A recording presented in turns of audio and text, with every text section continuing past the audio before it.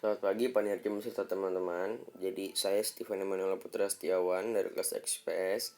Di sini mempresentasikan tentang tugas sejarah Indonesia mengenai proses masuknya Islam ke Indonesia beserta peninggalan-peninggalan sejarah masa Islam, masjid-masjid. Jadi mohon dengarkan ya. Jadi kita mulai dari peninggalan Islam di Indonesia yang masih ada sampai saat ini.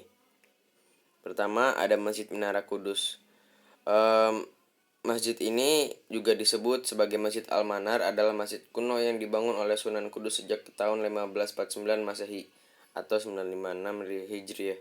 Jadi masjid ini itu lokasinya berada di Desa Kauman, Kecamatan Kota, Kabupaten Kudus. Jadi tempatnya di Jawa Tengah ya. Ada keunikan dari Masjid Menara Kudus ini, salah satunya itu karena menaranya itu berupa bangunan candi. Jadi menara dari masjid ini tuh berupa candi, ada di gambar teman-teman bisa lihat. Juga pola arsitekturnya yang memadukan konsep budaya Islam dengan budaya Hindu Buddhis, sehingga menunjukkan terjadinya proses akulturasi dalam pengislaman Jawa. Jadi um, dari pola-pola arsitekturnya, jadi itu ada gabungannya itu mulai dari apa tadi yang dibilang itu budaya Islam dengan budaya Hindu. Jadi ada percampuran gitu, ada akulturasi. Lanjut, ada Masjid Agung Sang Cipta Rasa. Dikenal juga sebagai Masjid Agung Kasepuhan atau Masjid Agung Cirebon. Adalah sebuah masjid yang terletak di dalam kompleks Keraton Kasepuhan Cirebon, Jawa Barat, Indonesia. Jadi nggak terlalu lengkap informasinya yang saya dapat. Jadi ini salah satu juga peninggalan sejarah Islam yang ada sampai saat ini. Ini salah satunya, terletak di daerah Cirebon. Gambarnya singkatnya dari depan seperti itu. Jadi emang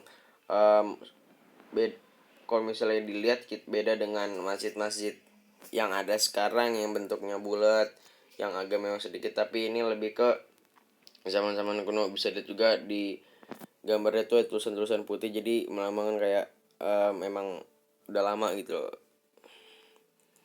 Lanjut, kita ke masjid yang selanjutnya, Masjid Baitur Rahman. Ini udah terkenal ya di Aceh, yang mewah sekali. Kalau misal teman-teman bisa lihat dari gambarnya, dari depannya itu udah kayak istana.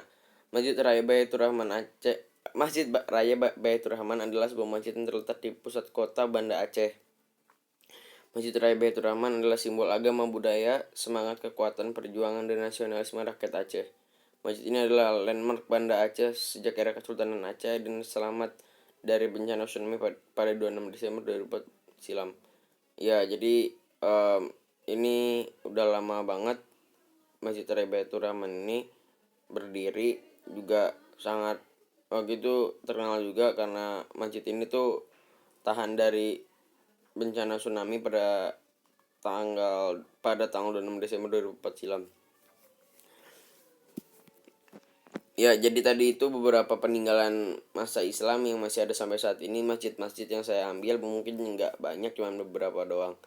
Lalu sekarang kita lanjut ke teori masuknya Islam ke Indonesia. Ada beberapa teori yang nanti ingin saya bahas. Jadi mulai dulu dari yang pertama, ada teori Gujarat. Teori ini beranggapan bahwa agama dan kebudayaan Islam dibawa oleh para pedagang dari daerah Gujarat, India yang berlayar melalui Selat Malaka. Teori ini menjelaskan bahwa kedatangan Islam ke Nusantara sekitar abad ke-13 melalui kontak para pedagang dan kerajaan Samudra Pasai yang menguasai Selat Malaka pada saat itu. Jadi teori ini itu beranggapan jadi ada pedagang dari India, dari daerah Gujarat itu datang ke Indonesia untuk berdagang segala macam. Nah, dari situlah adanya masuknya Islam ke Indonesia. Teori ini juga diperkuat dengan penemuan makam Sultan Samudra Pasai pada tahun 1297 yang bercorak Gujarat. Teori ini dikemukakan oleh S. Hurgronje dan J. Pineapple. Jadi ada beberapa bukti yang memperkuat bahwa Islam masuk ke Islam itu Islam masuk ke Indonesia itu dari paham teori Gujarat ini, yaitu tadi salah satunya itu penemuan makam Sultan Samudra Pasai pada tahun 1297. Lanjut ke teori selanjutnya. Yang kedua ada teori Persia. Umar Amir Hussein dan Hosein Jajadiningrat berpendapat bahwa Islam masuk ke Nusantara melalui para pedagang yang berasal dari Persia, bukan dari Gujarat. Teori ini tercetus karena pada awal masuknya Islam ke Nusantara di abad ke-13, ajaran yang Marx itu adalah ajaran Syiah yang berasal dari Persia. Selain itu adanya beberapa kesamaan tradisi Indonesia dengan Persia, yaitu upacara tablik.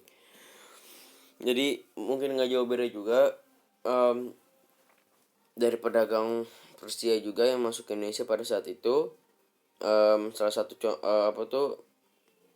salah satu buktinya kalau misalnya yang memperkuat bahwa teori Persia ini pedagang Persia datang ke Indonesia membawa Islam, pengaruh Islam itu adanya upacara tablik di Indonesia. Lanjut ke 3, ada teori Cina. Teori ini berpendapat bahwa migrasi masyarakat Muslim Cina dari Kanton ke Nusantara, khususnya Palembang pada abad ke-9 menjadi awal mula masuknya budaya Islam Nusantara. Hal ini dikuatkan dengan adanya bukti bahwa Raden Patah, Raja Demak adalah keturunan Cina.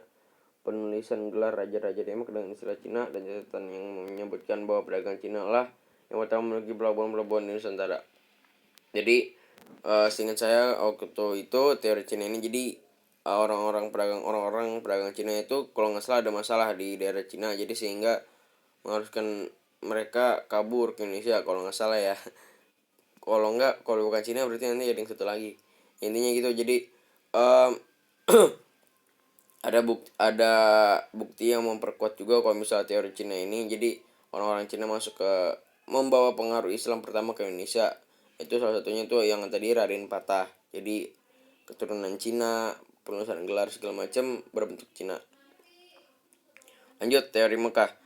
Dalam teori ini dijelaskan bahwa Islam Nusantara dibawa langsung oleh para musafir dari Arab yang memiliki semangat untuk menyebarkan Islam ke seluruh dunia pada abad ke-7.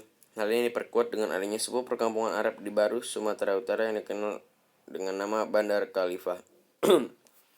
Jadi menurut teori Mekah ini, jadi ada orang-orang Arab, orang-orang Arab yang menyebarkan ajaran Islam ke seluruh bumi, dan Indonesia juga salah satunya gitu. Hal ini diperkuat dengan ada sebuah perkampungan Arab di Barus, dan ini salah satu bukti untuk memperkuat bahwa teori Mekah ini memang benar, yaitu adanya perkampungan Arab di Barus. Jadi itu beberapa teori yang tadi saya bahas. Teori masuknya Islam mulai dari ada teori Mekah, teori Cina, teori Persia, dan teori Gujarat. Jadi ya kalau misalnya teman-teman mau lihat kalau misalnya kenapa sih Islam bisa masuk ke Indonesia, itu ada beberapa teorinya. Lalu kita lanjut ke jalur masuknya Islam ke Indonesia. Pertama, ada jalur perdagangan. Agama Islam masuk dan berkembang ke Indonesia melalui jalur perdagangan. Hal ini didukung oleh letak Indonesia yang strategis sebagai jalur perdagangan dan bahkan menjadi pusat perdagangan di beberapa wilayah Indonesia.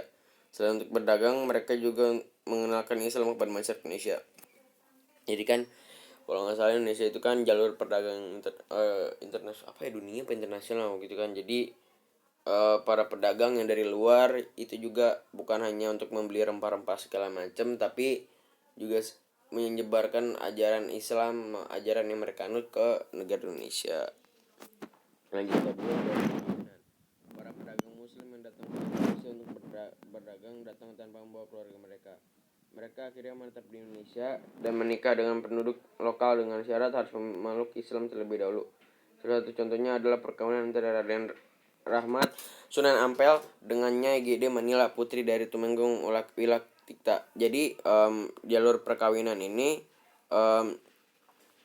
kayak syarat-syarat gitu. Jadi kalau anggaplah ada raja, dia menganut agama Islam dan menikah sama seorang perempuan, dan perempuan itu harus ngikut agamanya dari raja tersebut, jadi pindah agama gitu.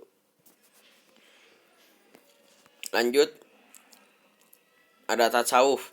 Tasawuf merupakan ajaran yang bercampur dengan hal yang berbau magis. Sedangkan ilmu tasawuf diterima oleh masyarakat Indonesia yang pada saat itu masih banyak yang menganut sistem kepercayaan animisme dan memeluk agama Hindu maupun Buddha.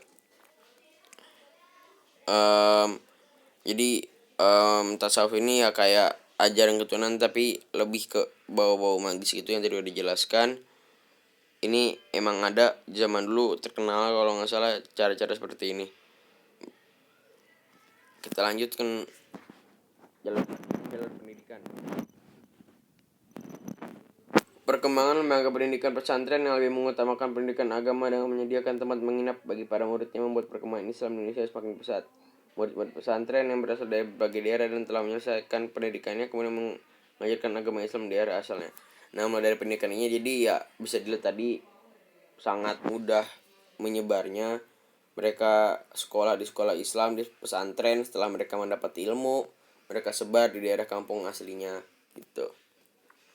Lanjut di bidang kesenian, Islam masuk dan berkembang di Indonesia melalui jalur kesenian antara lain seni bangunan, seni pahat, seni musik, seni tari, dan seni sastra yang disesuaikan dengan adat dan kebiasaan masyarakat sebelumnya sehingga dapat mudah diterima oleh masyarakat.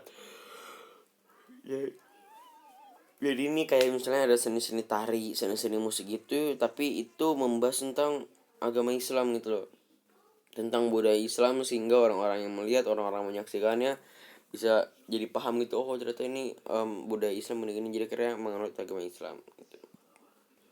Lanjut kita ke dakwah. Wali Sanga merupakan orang-orang yang memiliki peranan penting dalam penyebaran Islam di Pulau Jawa. Wali Sanga merupakan orang-orang yang memiliki tingkat pengetahuan agama Islam yang sangat tinggi sehingga mereka tidak hanya mengajarkan Islam melalui kajian ilmu melainkan juga melalui contoh perilaku yang berlandaskan agama Islam. Jadi kalau nggak salah ini kita bahas tentang wali-wali juga, pokoknya tentang dakwah, yaitu lebih ke Wali Songo, ya Wali Sanga. Dia itu kalau nggak salah orang-orang yang pertama dia punya tingkat pengetahuan agama Islam yang sangat tinggi. Terus emang sifat dari Wali Sanga ini sangat disukai orang karena baik, perilakunya juga berlandaskan agama Islam sehingga dari sinilah tercermin kalau misalnya orang menurut agama Islam itu kayak baik, jadi orang-orang kayak pengen gitu. Ya jadi sekian tentang presentasi saya mulai dari teori masuknya Islam, terus